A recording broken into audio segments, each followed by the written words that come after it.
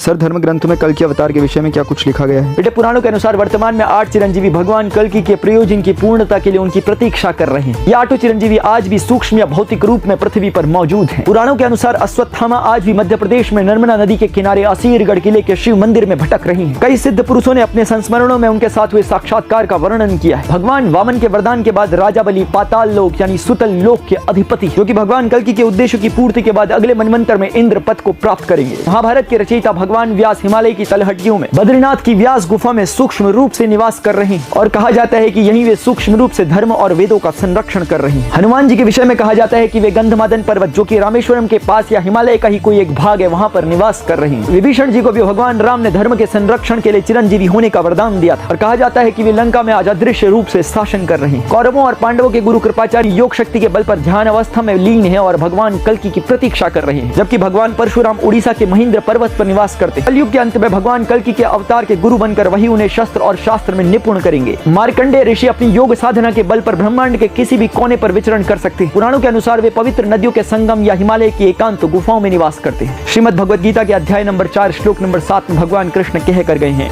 यदा यदा हि धर्मस्य ग्लानिर्भवति भारत अभ्युत्थानम अधर्मस्य तदात्मानं सृजाम्यहम्। कि हे अर्जुन, जब जब अधर्म की वृद्धि होगी और धर्म का नाश होगा, मैं इस धरती पर प्रकट होऊंगा।